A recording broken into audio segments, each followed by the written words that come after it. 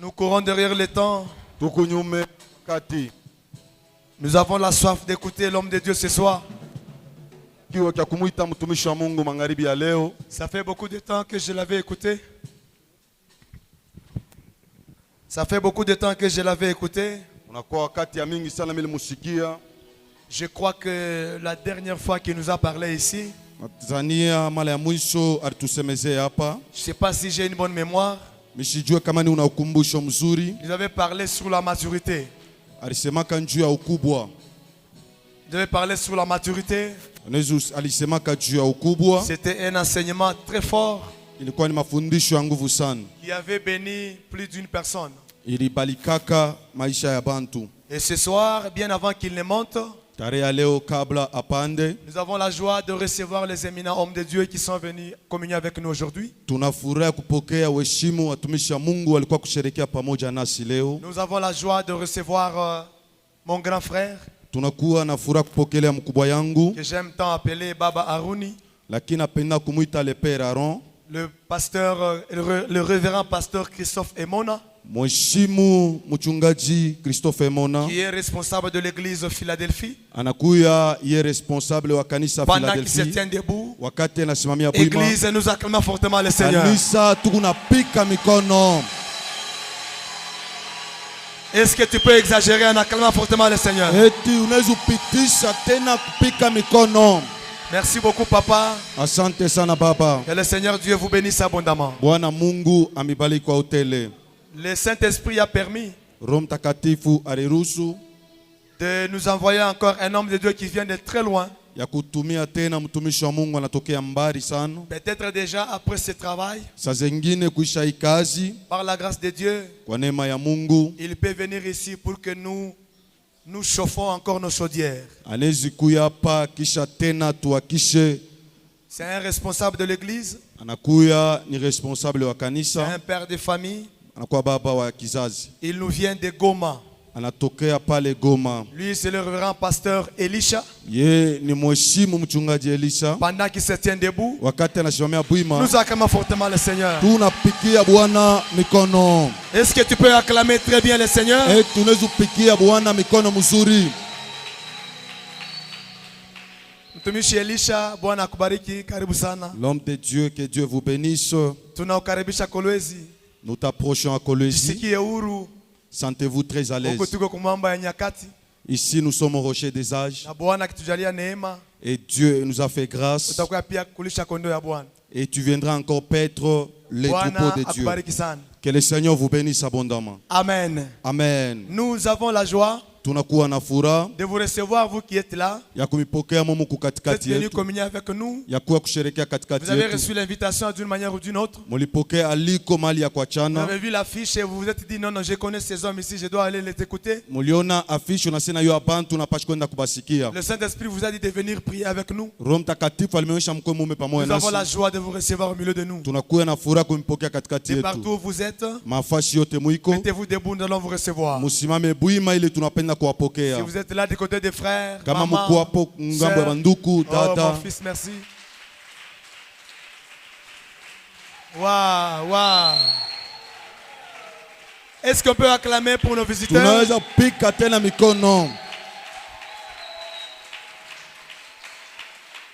Amen. Amen. J'ai beaucoup aimé parce qu'il y a un autre visiteur qui s'appelle Ayel. Il s'était tenu debout aussi. Merci beaucoup, que Dieu vous bénisse. Nous avons la joie de vous recevoir, mes bien-aimés. Sentez-vous à l'aise. Nous sommes au rocher des âges. Et ces 2 semaines ici, nous sommes dans un grand travail. Nous parlons sur des Golgotha à la chambre haute. C'est un travail combiné. Nous parlons sur la mort de Christ, ses avantages. Nous parlons également aussi sur la Pentecôte, la descente du Saint-Esprit. Que le Seigneur Dieu vous bénisse abondamment. Alors, il est celui qui va nous parler aujourd'hui. Il nous parlera demain. Il nous parlera les jours suivants. Et il va mettre la virgule le dimanche. Il n'est pas présenté ici au Rocher des Âges. C'est un frère d'alliance. Le fils de mon père. C'est un homme qui parle bien, vous le connaissez. Pendant qu'il se tient debout, le révérend pasteur Eric Kaound, l'époux de maman Sarah. Est-ce qu'on peut acclamer sa présence? Est-ce qu'on peut acclamer sa présence?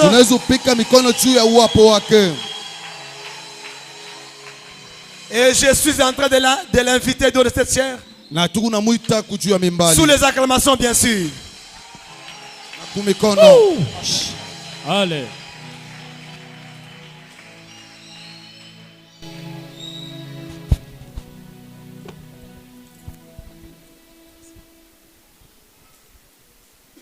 Seigneur, nous te rendons multiples actions de grâce. Merci de nous ramener encore dans ta maison. Merci de nous accorder cette grâce de nous tenir devant ce peuple. Je prie au Dieu que je puisse disparaître et que toi seul tu puisses apparaître. Je te prie, ô Père, de faire de moi un canal par lequel ton peuple sera béni. Et surtout, Seigneur, réponds aux besoins de ton peuple. Étanche la soif et surtout réponds aux questions les plus difficiles. N'est-il pas écrit, dans leur détresse, ils crièrent à l'Éternel et il leur envoya sa parole est guérie. Merci Père. C'est au nom puissant de Jésus que nous avons prié. Amen. Amen. Alléluia. Amen. Nous disons merci au Seigneur. Nous disons aussi merci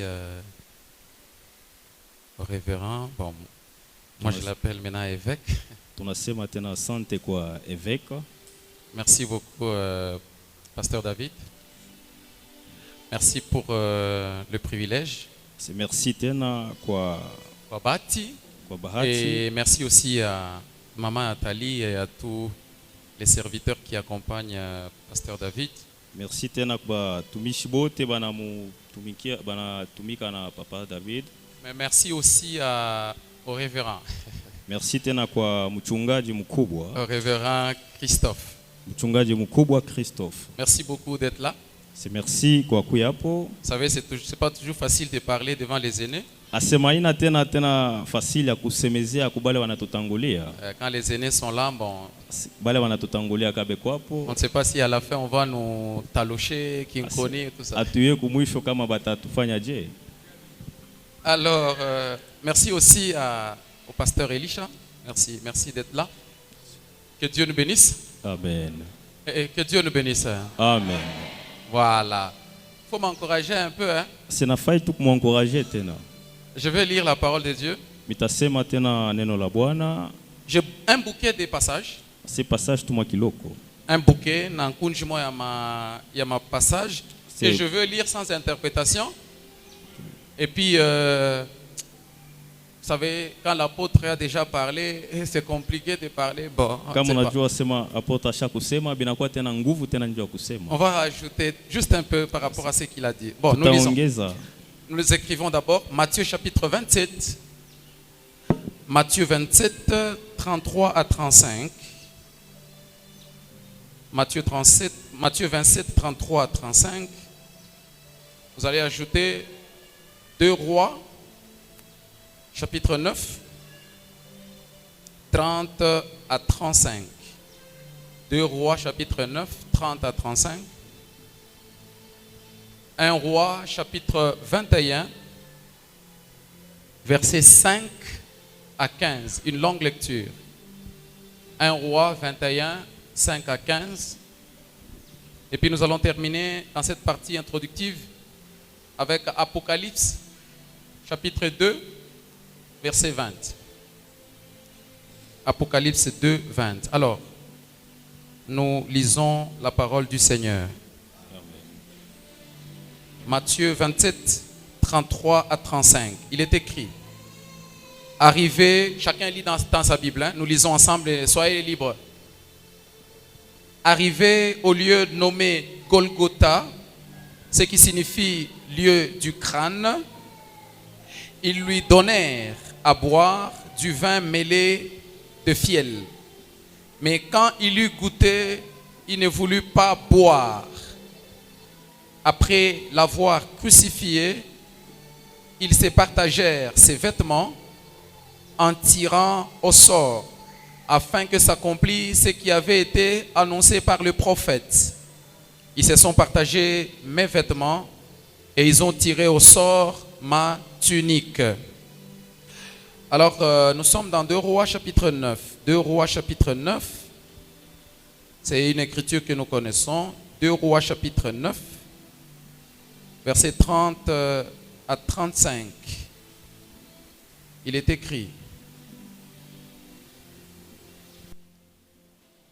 Jéhu entra dans Jezreel, Jézabel l'ayant appris, mit du phare à ses yeux, sépara la tête et regarda par la fenêtre. Comme Jéhu franchissait la porte, elle dit, est-ce la paix? Nouveau Zimri, assassin de son maître. Il leva le visage vers la fenêtre et dit, qui est pour moi? Qui? Et 2 ou 3 eunuques le regardèrent en s'approchant de la fenêtre. Il dit, jetez-la en bas. Ils la jetèrent et il rejaillit de son sang sur la muraille et sur les chevaux. Jéhu la foula aux pieds, puis il entra, mangea et but. Et il dit, allez voir cette maudite et enterrez-la, car elle est fille de roi. Ils allèrent pour l'enterrer, mais je vous prie de bien retenir ça. Ils sont partis pour enterrer la fille du roi. Et quand ils sont arrivés là, qu'est-ce qu'ils ont trouvé? Ils allèrent pour l'enterrer, mais ils ne trouvèrent d'elle que le crâne, ou encore les pieds et les pommes de bois. Pourquoi pas autre chose?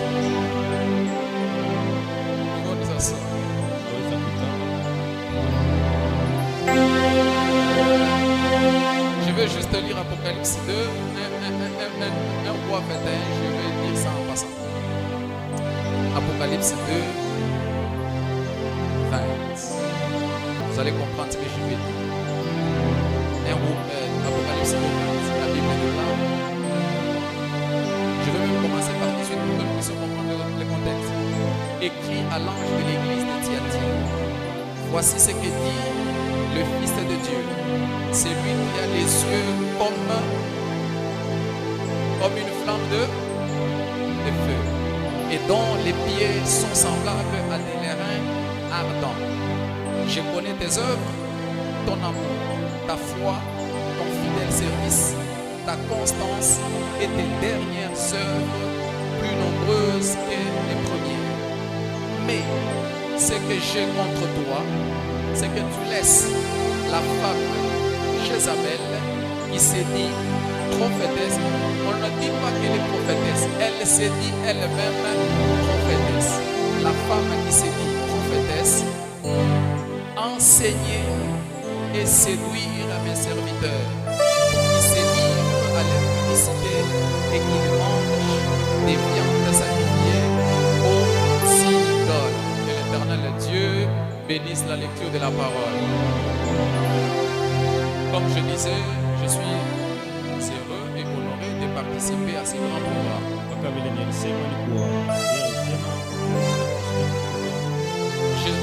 Je suis témoin de la genèse de cette église. Je suis témoin de quand nous sommes devenus propriétaires de cet endroit. Quand nous sommes devenus propriétaires de la phase. endroit est devenu nôtre, mais aussi je serai témoin de quand le nouveau temple s'élèvera en ces lieux. Si Jésus ne revient pas,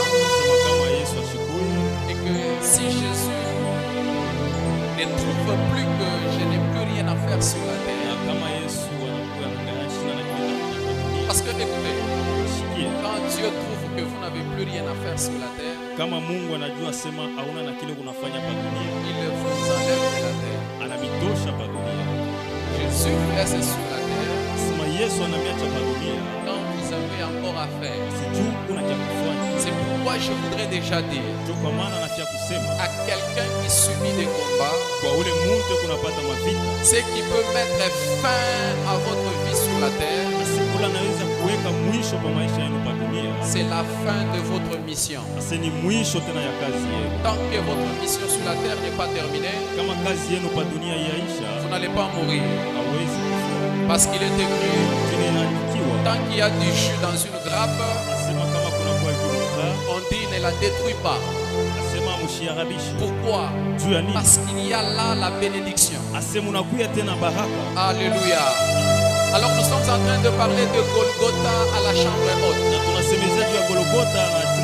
Aujourd'hui je serai à Golgotha. On ne va pas bouger, seulement à Golgotha. Il faudrait que nous puissions très bien comprendre qu'il y a toute une marche. Il y a toute une marche pour partir de Golgotha vers la chambre haute. Mais maintenant, écoutez bien, mes frères et sœurs. Un jour, Jésus était venu sur la terre. Il est venu comme un homme et il a commencé sa mission. Et quand il commence sa mission, et un jour, il devait maintenant accomplir réellement la mission pour laquelle il était venu. Alors un jour, quand on l'a attrapé, on est allé avec lui. Chez qui? Chez Caïphe. Après Caïphe, on est parti avec lui quand même chez Pilate aussi. Chez Pilate. Encore chez qui? Chez Anne. Et puis, chez Héron. Je pose la question. Pourquoi vous n'avez pas voulu seulement le faire passer sur une personne? On dit non. La loi a dit, quand vous attrapez un agneau, il doit servir d'agneau pascal. Vous devez d'abord les soumettre à un examen, à l'approbation de quoi? De 4 jours. Et ces 4 jours-là, au bout de ces 4 jours, on doit certifier. Et c'est un agneau véritablement d'un an. Et puis c'est un agneau mâle sans défaut. C'est pourquoi il devait passer par les témoignages de ces 4 personnes. Et que quelqu'un me dit, mais Jésus avait 33 ans. Mais comment tu me parles d'une année? Je ne parlais pas d'une année à la manière des hommes. Parce que l'année dont Jésus était âgé, c'était l'année de la grâce.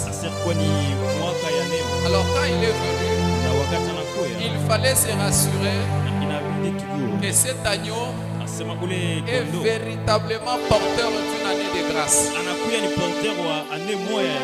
Oh, je ferme la parenthèse.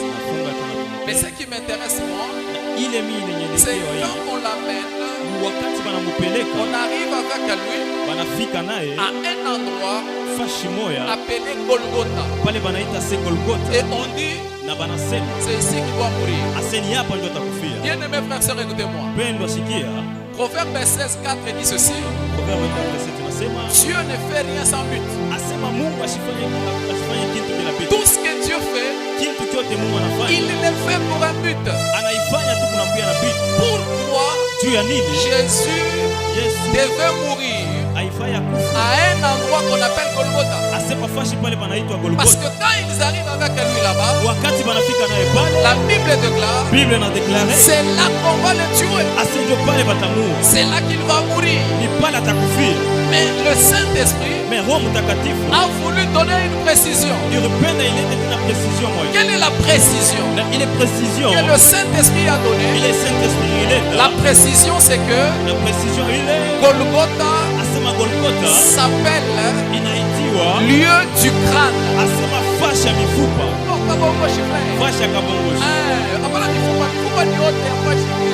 Mais pourquoi seulement le lieu du crâne?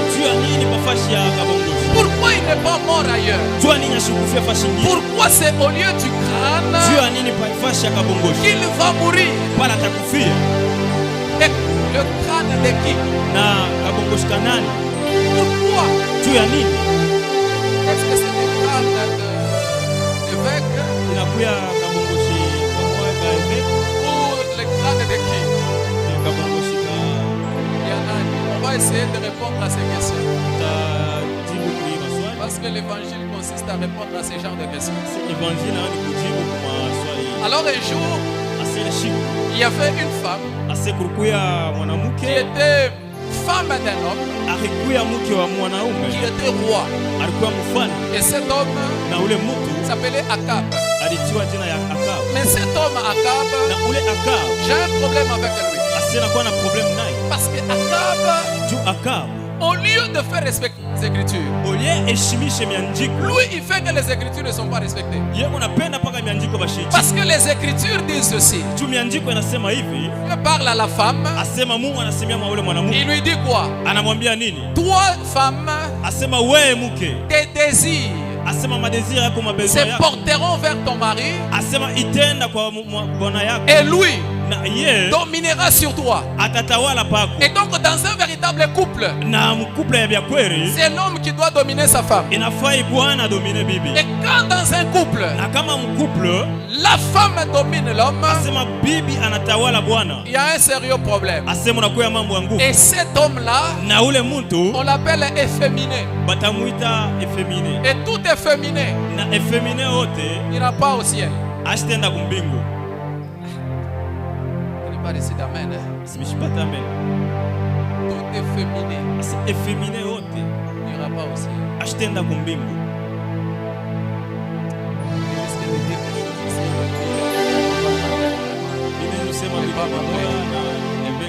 alors, dans cette maison d'Akab et Jézabel, ce n'était plus Akab qui décidait. C'était Jézabel qui parlait. Et c'est Jézabel qui décidait. Un jour, Akab avait besoin d'une vigne. Une vigne, chambre à moyen. Et cette vigne appartenait à quelqu'un. On appelle Naboth. Akab avait besoin de ça. Akab est venu demander à Naboth cette vigne. Mais Naboth lui dit ceci. Que l'Éternel me garde et te donner la vigne de mes pères. Mais quand Naboth a répondu cela, Akab a dit ok. C'est quelque chose que j'aimais. Et comme tu as refusé, je rentre chez moi. Il est rentré chez lui. Il ne mangeait pas. Et il faisait quoi? Il était triste et il dormait. Mais maintenant, quand sa femme Jézabel arrive, elle lui pose la question. Mais pourquoi tu ne manges pas? Et pourquoi tu es triste? Akab dit, j'ai demandé à Naboth de me donner sa vie, il a refusé. Je suis en train de vous expliquer 1 roi 21. Alors, Jézabel lui pose la question. Est-ce que c'est encore toi qui domines dans ce pays? Ou bien c'est qui d'autre? Alors comme tu as abandonné ton trône, ce n'est plus toi qui domine. Je te dis ceci. Mange, bois, moi. Si toi le roi, tu as échoué de prendre ça, moi, je te donnerai la vigne de Naboth. Tu vas le faire comment? Parce que c'est le roi. Il a l'armée. Il a tout le pouvoir. Si lui n'arrive pas de prendre la vigne, comment toi tu vas prendre ça? Jézabel lui dit, petit problème. Qu'est-ce que Jézabel va faire? Jézabel va entrer dans le règne, de son mari. Elle va prendre le sceau de son mari. Elle va écrire des lettres au nom de son mari. Et elle va mettre le sceau. Ça veut dire quoi? Quand on envoie ces lettres, ceux qui reçoivent les lettres, quand ils reçoivent ça, ils se disent c'est le roi. Mais ce n'est pas le roi qui a écrit, c'est sa femme. Ça veut dire quoi? C'est désormais la femme qui domine dans la maison. Et elle a écrit, elle a dit quoi? Publier les jeunes.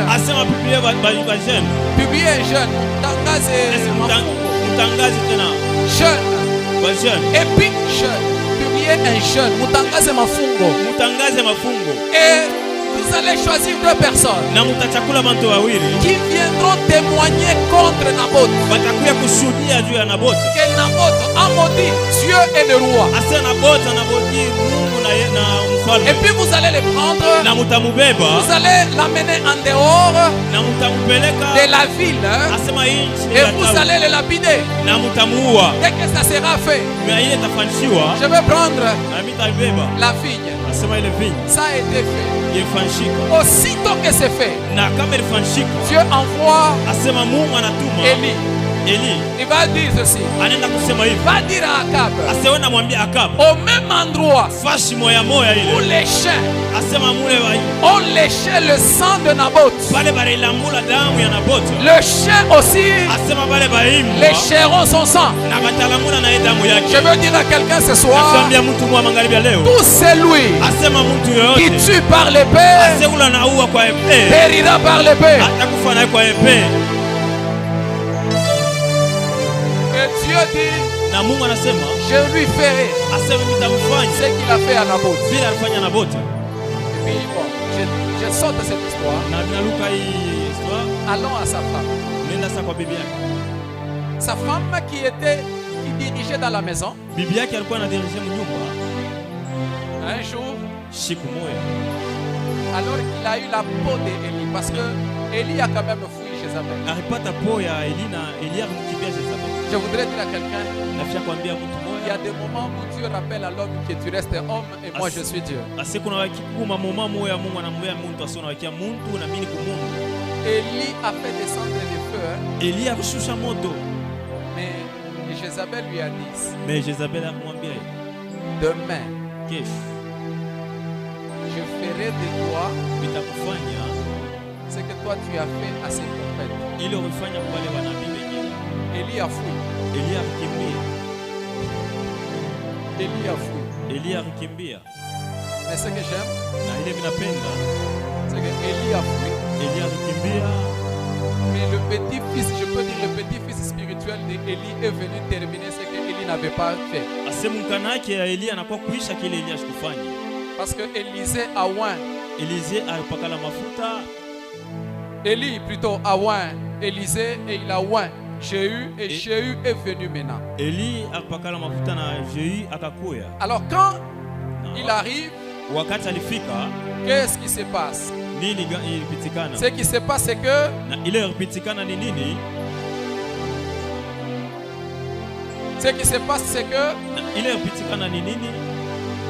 Jéhu entre dans la ville. Quand il entre dans la ville,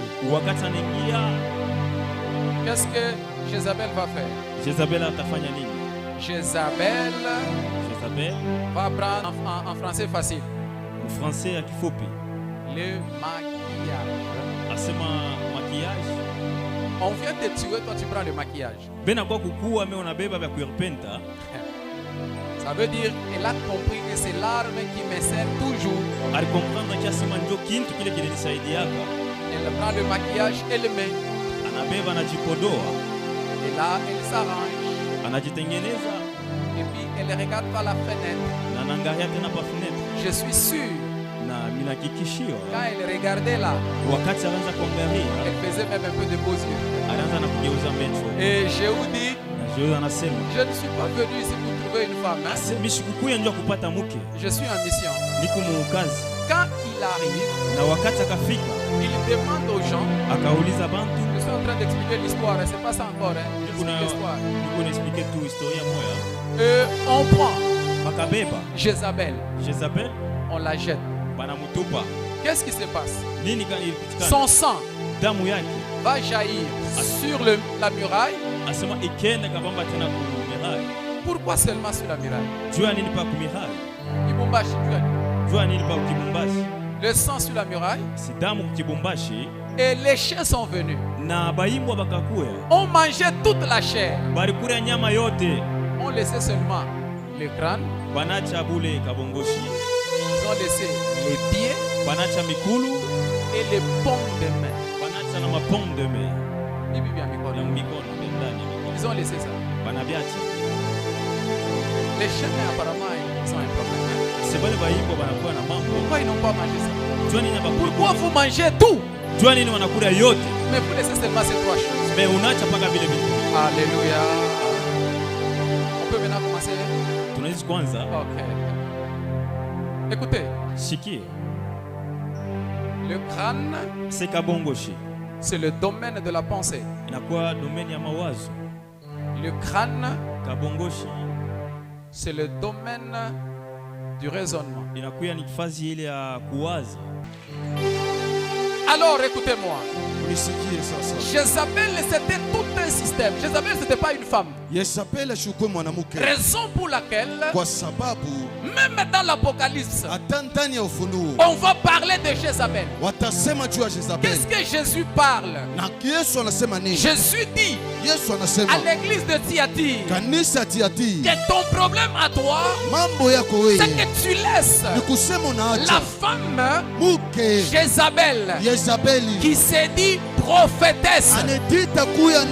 Ce n'est pas qu'on l'appelle prophétesse. Elle-même, Jézabel, c'est ce type de femme. Elle peut arriver quelque part. Elle s'impose. Elle n'attend pas qu'on lui donne une place. Elle arrive dans une chorale. Elle choisit sa place à elle. Jézabel, quand elle arrive dans une église, c'est elle qui choisit la place qui lui convient. Et Jésus dit, ce que j'ai contre toi, c'est que tu laisses à cette femme qui s'est dit elle-même prophétesse. Elle fait quoi? Elle enseigne, mais aussi elle séduit mon peuple. Jézabel, c'est tout un système. C'est pas une femme comme ça. Non frère. Non frère. C'est pourquoi faites très attention. Jézabel est capable d'influencer toute une nation. Et quand elle laisse son crâne, elle peut mourir. Mais son influence demeure.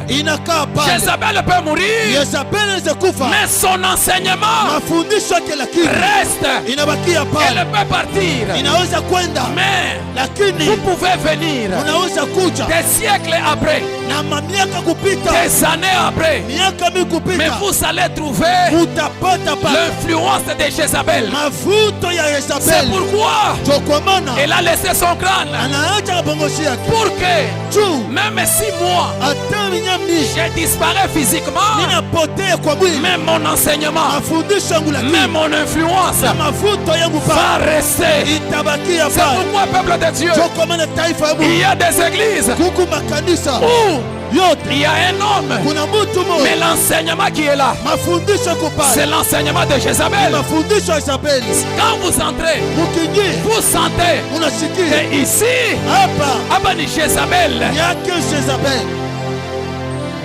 Et écoutez, pendant des siècles, Jézabel a tourmenté. Vous savez bien, mes frères et sœurs, quand Jézabel est là, l'homme peut parler, mais on ne l'écoutera pas. Mais quand Jézabel parle, tout le monde écoute. Pourquoi? Parce que Jézabel, ce n'est pas une simple femme. Jézabel, c'est tout un système de pensée. C'est tout un système de raisonnement. Vous allez comprendre pourquoi Paul a dit: ne soyez pas dominés par les pensées de Jézabel, mais soyez transformés par les renouvellements de l'intelligence. C'est pourquoi aujourd'hui, vous allez voir partout l'enseignement de Jézabel, mais continue. Il y a même des gens qui disent: oh, nous sommes l'église de Jésus.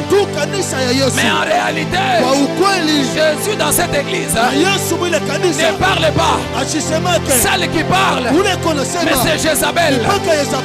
Alléluia. Amen. Jézabel. Quand elle commence à imposer son système de pensée, c'est elle qui commence à dominer sur l'homme. Regardez, l'homme c'est la force et la femme c'est la faiblesse. Et donc dans l'endroit où c'est la faiblesse qui commence à dominer, c'est la mort qui va s'inviter. Alors qu'est-ce que ça veut dire? Si je peux juste changer de page, le même livre, mais juste la page qui change. Je veux dire ceci: dans tout homme, il y a un homme et une femme. Bon, si vous refusez, je vais appeler Adam. Quand Adam s'est promené, on voyait l'homme, mais à l'intérieur il y avait la femme. Qu'est-ce que je veux dire? Dans tout homme, il y a l'esprit et il y a aussi la chair. Écoutez, dans tout homme où c'est Jézabel qui agit, mais c'est la chair qui commence à dominer. Et c'est la chair qui dirige ton esprit. C'est comme ça, la chair peut te dire: j'ai envie de prendre un peu de whisky. Tu bois un peu de whisky. Pourquoi? Parce que dans ta chair, dans ton corps, il y a Akab, mais il y a aussi Jézabel. Mais le problème, c'est que Akab, il est dominé par Jézabel.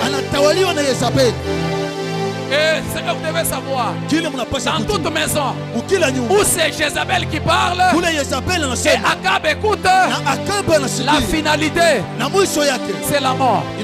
C'est pourquoi tout celui qui écoute sa femme ira en enfer. Alléluia. Amen. Tout celui qui écoute sa femme ira en enfer. Et je ne parle pas de Jolie qui est à la maison. Non, je parle de ta chair. Tout homme qui obéit aux passions de la chair ne vivra pas éternellement. C'est pourquoi faites en sorte que la bouche de Jézabel soit fermée dans votre maison. Et même dans votre église. Faites en sorte que Jézabel ferme sa bouche. Alléluia. Amen. Mais Paul dit ceci. Ne savez-vous pas que l'esprit a des désirs contraires à ceux de la chair?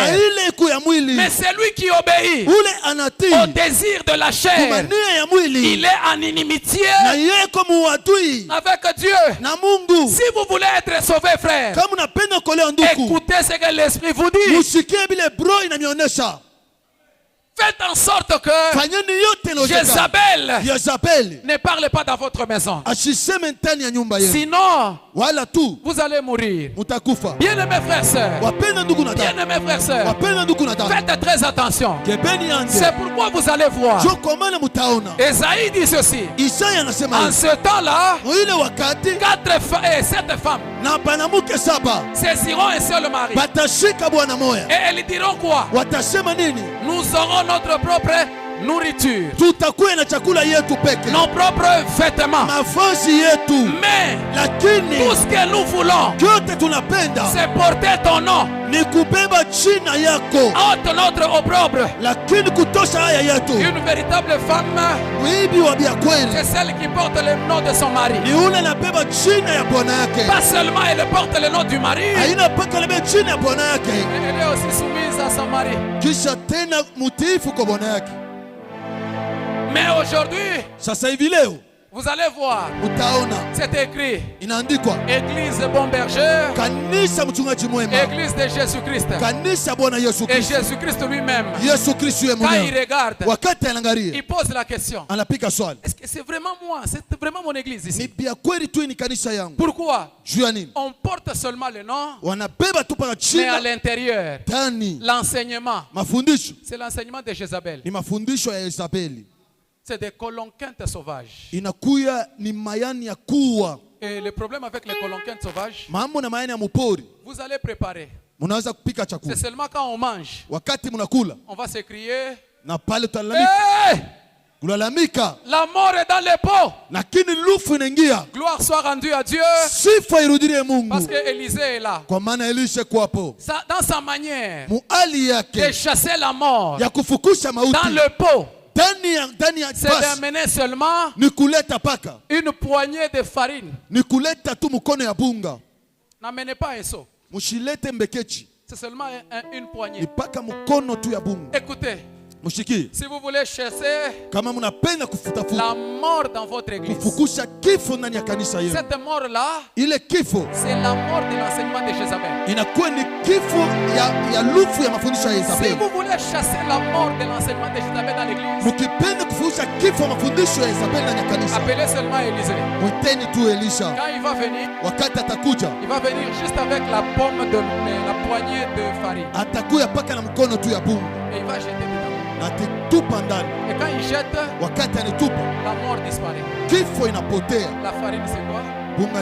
La farine, c'est le produit des grains qu'on a moulus et on a tamisé. Donc c'est un produit raffiné. C'est un produit raffiné. Or la semence, c'est la parole. Et la parole pure, c'est ce qui chasse la mort de la parole de l'enseignement de Jézabel. Si vous voulez guérir une église qui est sous influence de l'enseignement de Jézabel, amenez juste l'enseignement pur. Ça va partir. Il n'y a pas autre chose. C'est pourquoi il est écrit dans leur détresse, dans leur mort, lorsqu'ils ont vu la mort, ils ont crié à l'Éternel. Et qu'est-ce que l'Éternel a fait? Il leur envoya sa parole, et sa parole a chassé la mort. Alléluia. Amen. Écoutez bien mes frères et sœurs. La Bible dit ceci. Jézabel enseigne, mais aussi elle séduit. Donc Jézabel, c'est l'enseignement de la séduction. Vous savez l'enseignement de la séduction? Quand vous l'entendez, c'est très bon. C'est très bon à écouter. Mais quand ça entre en vous, ça produit la mort. Jézabel, c'est cet enseignement. Quand vous écoutez ça, c'est doux. C'est doux. C'est pourquoi Dieu a dit à Moïse, quand vous allez manger l'agneau de la Pâque, vous devez le manger dans son entièreté. Vous allez manger la tête, l'intérieur et même les jambes. Ne choisissez pas. C'est seulement Jézabel. Quand on les mange, on doit choisir là où il y a la viande. Mais l'agneau de la Pâque, quand on mange tout. Et cet agneau-là, il ne doit pas être à moitié bouilli et à moitié cuit.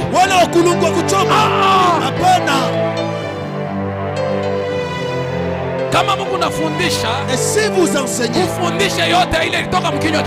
enseignez tout ce qui vient de la bouche de Dieu. N'enseignez pas ce qui vous plaît. Et si vous enseignez ce qui vous plaît, vous serez surpris toute l'église. Tout le monde aura l'hémorroïde spirituel. Partout là où il y a l'hémorroïde, les gens ne restent pas assis. Un tout petit peu ils se lèvent. Ils sont en train de se lever parce que c'est un problème d'hémorroïde. D'où provient ces hémorroïdes? C'est parce que vous les donnez les choses sucrées. Vous donnez l'agneau. L'agneau de la Pâque. On les mange tous en entier. Et ce qui te plaît, et ce qui ne te plaît pas. Mais mange tout. C'est ce qui donnera la vie. Qu'est-ce que je veux dire? Un jour je viendrai ici. Je vous dirai que Dieu vous bénisse.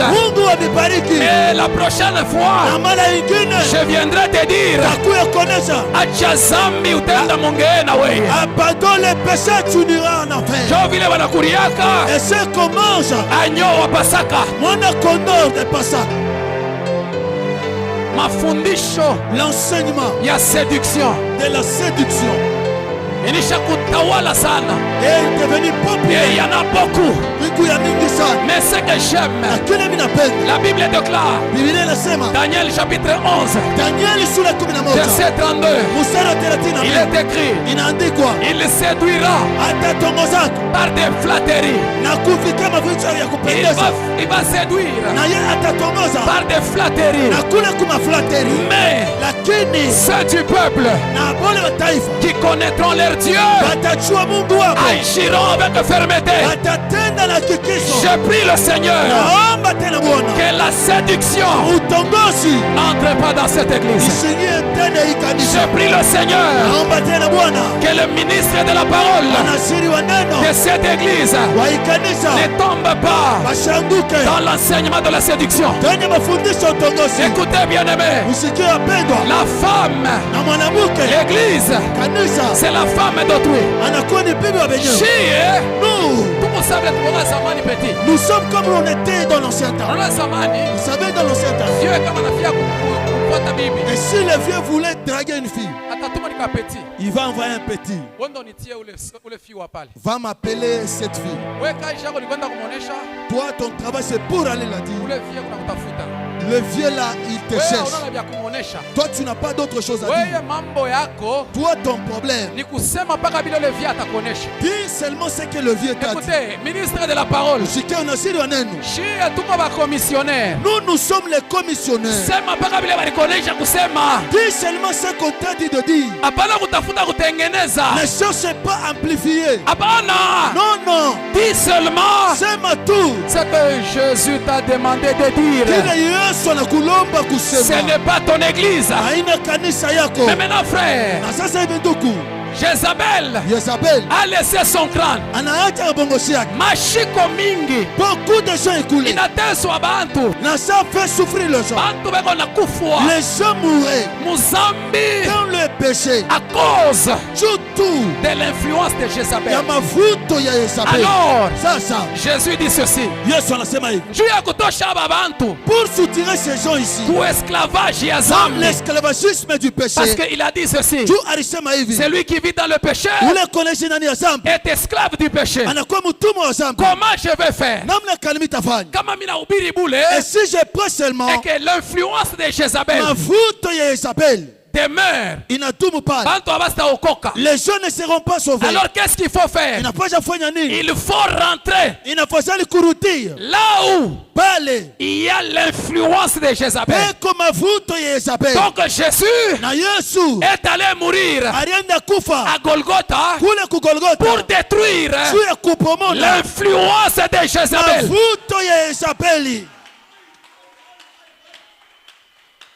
Et donc la Pâque, elle est venue pour détruire l'influence du crâne de Jézabel. C'est pourquoi il est allé mourir sur les lieux du crâne. Wewe mafundisho yako inaua bantu. Sasa mie minakuya juu ya kuiharibu. C'est pourquoi il est écrit dans 1 Jean chapitre 3 verset 8, le Fils de l'homme apparu pour détruire l'enseignement de Jézabel. Alléluia. Amen. Alléluia. Amen. C'est pourquoi, bien aimé frère sœur, kanisa, l'église, il est chaque mois que Yesu sa musingi. Et ce qui met Jésus au centre. Amen. Les enseignements faux ne peuvent jamais entrer. Vous savez, quand Jésus a dit tout est accompli, cela veut dire à dater de maintenant, les enseignements de Jézabel finis. Les gens refusent Jésus. Ils retournent toujours vers Jézabel. Nous regardons l'affaire pour dire, est-ce que celui-ci c'est Jésus? C'est pourquoi Apocalypse chapitre 3 verset 20, la Bible dit ceci: voici je me tiens à la porte et je fais quoi? Je frappe. C'est lui qui entend ma voix et fait quoi? Et ouvre. Je ferai quoi? J'entrerai. Vous savez ce verset? Ce n'est pas le verset des païens. On utilise ce verset pour les païens. Ce n'est pas le verset des païens. C'est le verset destiné aux églises.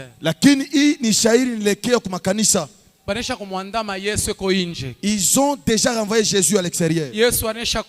Jésus est déjà venu pour ouvrir seulement la prédication avec la prière et puis fermer.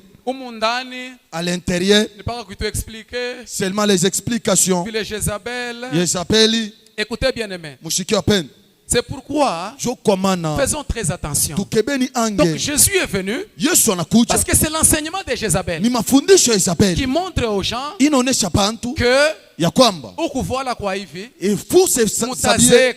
tu vas veiller. Tu vas veiller. Et pourtant, l'enseignement de Jésus vient pour faire vieillir les gens. C'est pourquoi regardez toujours. Si votre prédicateur n'a pas les cheveux blancs, faites-le descendre de la chair. Alléluia. Amen. Mais maintenant, écoutez, on va terminer. Jésus vient pour détruire le crâne de Jézabel, le système de pensée de Jézabel, le raisonnement de Jézabel. C'est pourquoi Paul va dire que même si nous combattons dans la chair, mais les armes avec lesquelles nous combattons sont puissantes. Pour faire quoi? Pour renverser. Renverser quoi? Le faux raisonnement. Bien-aimés frères et sœurs, le plus grand adversaire, c'est d'abord le système de pensée. Il y a des choses, on te l'impose. Tu ne sais pas pourquoi tu les fais. Tu ne sais pas. Tu ne sais pas pourquoi tu le fais. Alléluia. Amen. Mais c'est Jézabel qui vient te dire, le Saint-Esprit est à l'intérieur, tu peux porter une jupe, ça ne fera rien. Ça, ce sont les œuvres que Jézabel a laissées. Alléluia. Amen. Or, c'est pourquoi Jésus a dit, Jézabel a détruit mes enfants. Qu'est-ce que je vais faire? Il faut que je leur laisse des vêtements à porter. C'est pourquoi à la croix, il est parti sans vêtements. Et il t'a laissé ses vêtements pour que tu puisses porter. Afin que ta nudité ne puisse pas être vue. Alléluia. Amen. Alléluia. Amen. Le problème avec la tunique de Jésus, c'était une tunique sans couture. Donc il grandissait avec ça. Ce qui est tout à fait normal. Parce qu'un arbre grandit avec son écorce.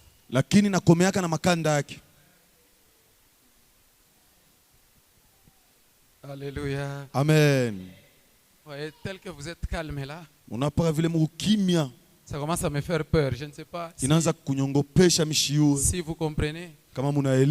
Si vous ne comprenez pas, mais je sais que l'esprit qui est en moi, c'est lui qui me fait parler. C'est le même que vous avez. Donc vous comprenez. Alléluia. Amen. Alors, quand on va poser à Jean, Jean va dire ceci. Le fin lin, le fin lin,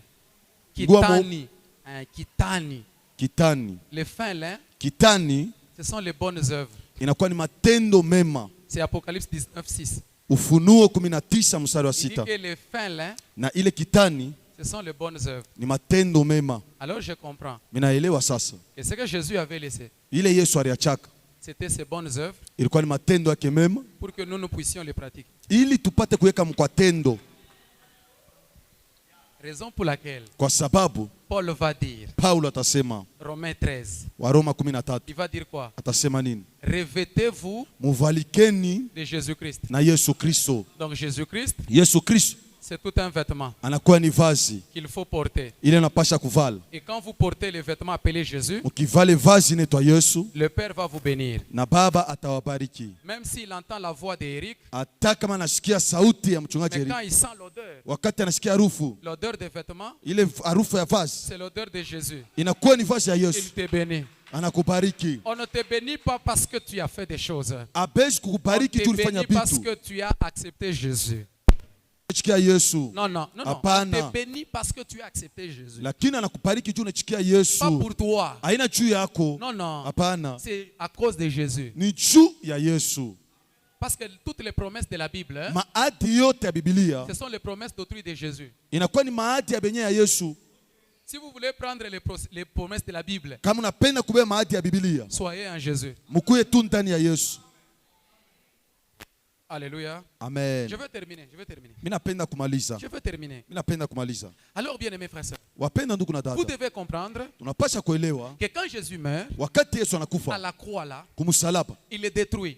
Le crâne de Jézabel, son enseignement, ses pensées, ses œuvres. Matendo yake. Et il fait quoi? Anafanya nini? Il nous laisse ses œuvres à lui. Matendo yake yeye. Pour que nous puissions les pratiquer. Afin que nous soyons sauvés. Alléluia. Amen. Mais je veux terminer par ceci aussi. Nous voulons prier quelques minutes. Nous voulons prier quelques minutes. Pourquoi Jésus est mort? J'ai expliqué pourquoi il est mort à la croix. Plutôt à Golgotha. Là j'étais à Golgotha. Je vous ai expliqué une chose qu'il a fait à Golgotha. Parce que Jézabel avait laissé combien de choses? 3 choses. Quoi? Le crâne, les pieds et les paumes des mains. Ce soir, j'ai parlé de quoi? De crâne. Au jour de Dieu, je parlerai des paumes de main et des pieds.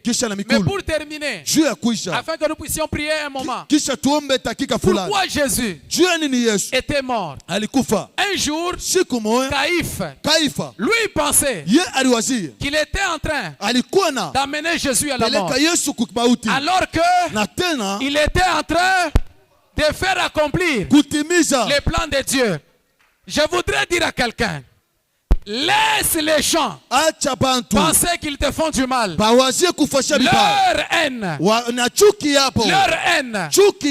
va t'amener à l'accomplissement de la promesse de Dieu. Tu ne m'as pas compris. Quand on a Jésus a ressuscité Lazare, Caïphe va dire ceci. Qu'est-ce qu'on va faire de cet homme? Tout le monde commence à croire.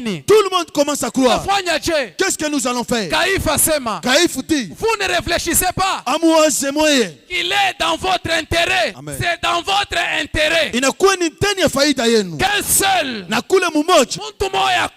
un seul homme meurt pour l'intérêt de tout le peuple. Ça veut dire ceci. Si un homme meurt, tout le peuple est épargné. Jean chapitre 11 commence par le verset 49.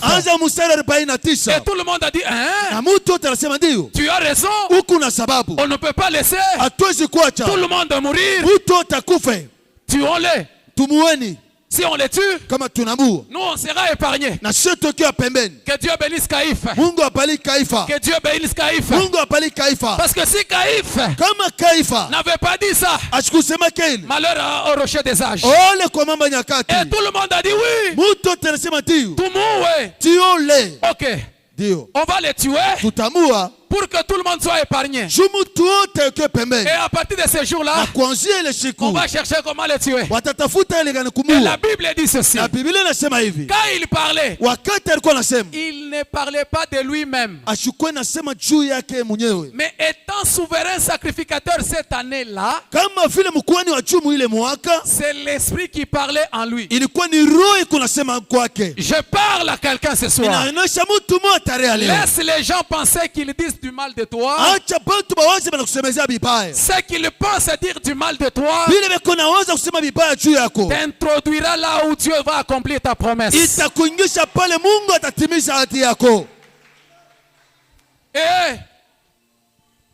on l'attrape. Mais Caïphe, pourquoi tu as dit ça? Pourquoi tu as dit ça? Caïphe a dit non, vous ne comprenez pas. Vous ne comprenez pas que Hébreux chapitre 9 verset 16 à 17 dit ceci. Là où il y a un testament, il faut que la mort du testateur soit constatée. Parce que le testament n'est valable. C'est seulement quand le testateur meurt. Si le testateur est encore vivant, le testament n'a pas de valeur. Donc il voulait dire, Jésus meurt rapidement. Pour que ce qui est écrit dans le testament, nous puissions le prendre. Vous n'avez pas compris, hein? Le testament, c'est toutes les promesses que Dieu nous a faites. Tant que Jésus est en vie, ce sont des promesses à lui. inakuwa ni barua. On ne peut pas prendre possession de ses promesses. Kule hatuwezi kushika ile maadi. Pour que nous puissions prendre possession de ses promesses, ili tuishi ile maadi yake, il faut qu'il meure. Inafadhali akufe. Il faut qu'il meure. Inafadhali akufe. C'est pourquoi Jésus, yes, merci, asante pour l'œuvre de la croix. Juu ya kazi ya msalaba. Jésus, Yesu, merci d'être mort. Asante juu ya kifo. Parce que kama ulibakia mshima, et si tu demeurais vivant, hatukupashi kuwa bashima. On ne devrait jamais être en vie. Parce que Caïphe dit ceci. Juu Caïphe anasema hivi. Kama mtu mmoja anakufa, et si un seul homme, Dieu, Mungu, va rassembler, atakusanisha tous ses enfants dispersés. Batoto yake bote bakuzambalala.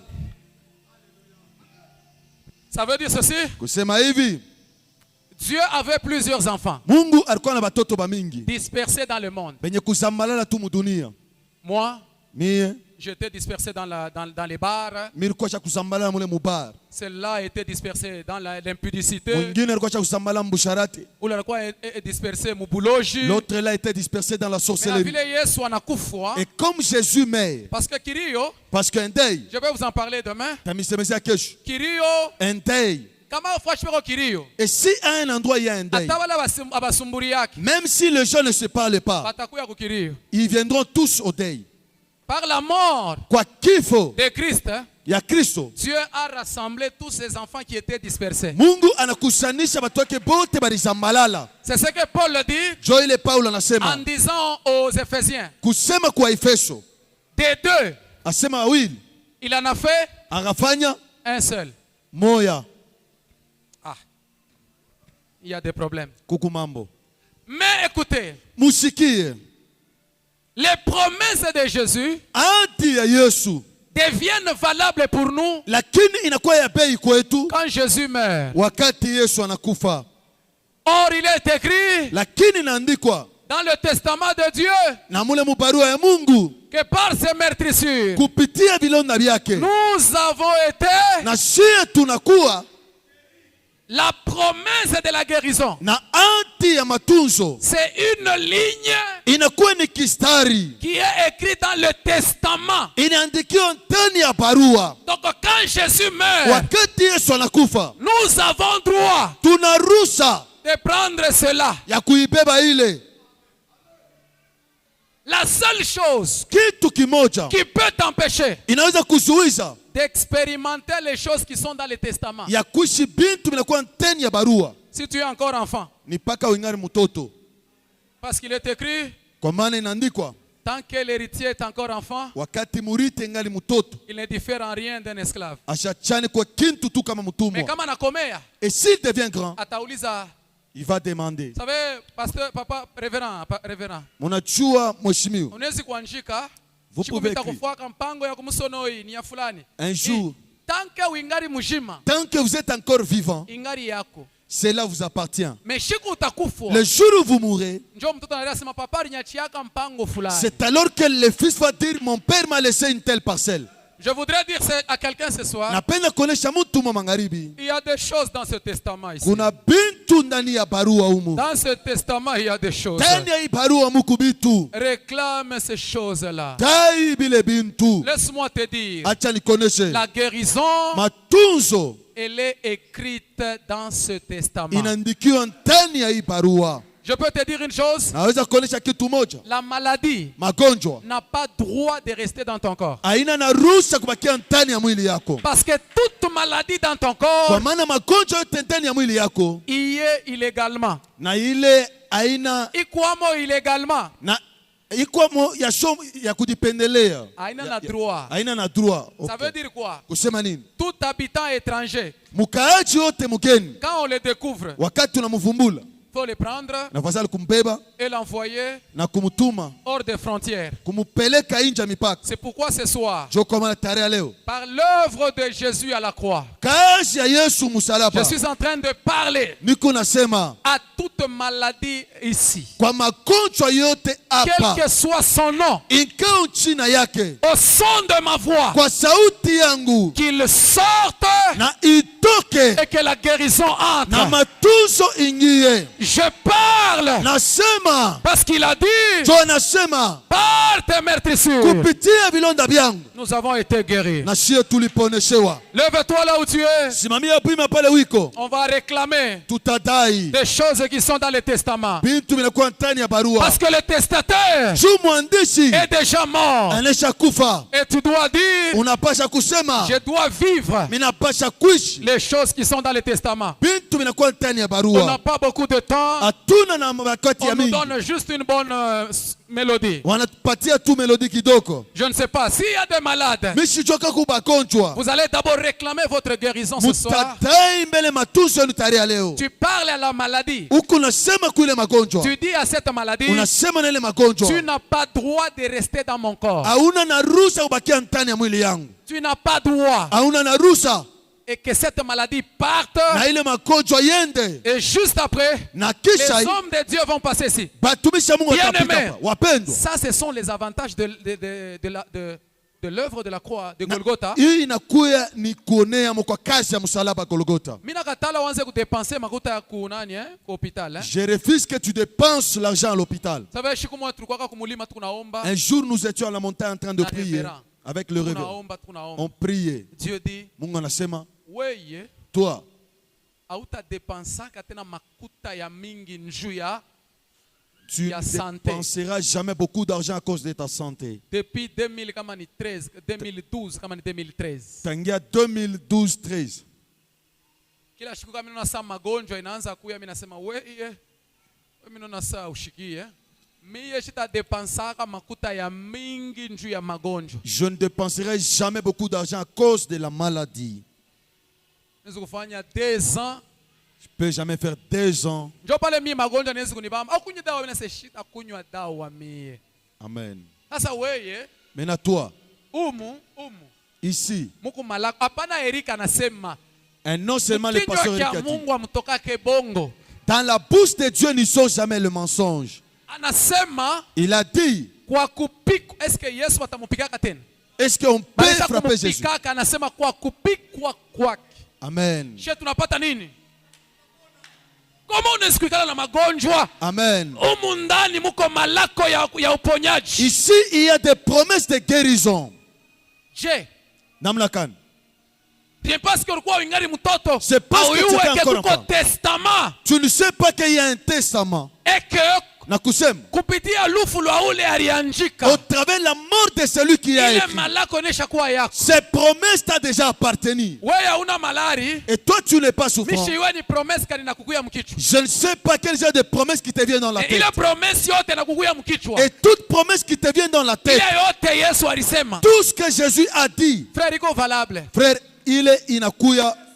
Réclame ça. L'église est tellement grande. Tu nous donnes une bonne mélodie. Tu es en train de prier. Tu réclames des choses qui sont écrites dans le testament. Parce que Golgotha nous donne la bonne santé. Golgotha nous donne la victoire. Golgotha nous donne la percée. Golgotha nous donne la victoire. Golgotha nous donne la délivrance. Golgotha nous donne tout. Commence à prier. Merci à Jésus pour l'œuvre de la croix. Est-ce que l'église est prise? Est-ce que l'église est prise? Est-ce que l'église est prise? Réclame des choses. Est-ce que l'église? Est-ce que Rocher des âges est en train de prier? Et la mala tusaria. Et pas eka luria bashaya. Lita lutas karia bashanda. Et l'ore palia. Lutalika inabalaboshayak. Et pas liga. Sopalia to karia bashanda. Lupalia ta ekalia. Rekaluta ya malata supaya. Ela sopalieka. La repaliatando de boshayak. Luna ike la payaka. Ela sopalia. Relo taila bashata. Ila mandu sekailea. Lo ekalia tamanda. Eyo lutare palia. Yandu letaike la bashata. La kaluta yabasanda. Eyo de pailesa. Lupalikaya. Ela supalianda. Lore paikaya. Ela ike la manda. Yalo sopalia. Eyo repalia. Réclame ces choses. Réclame ces choses. Réclame ces choses. Réclame ces choses.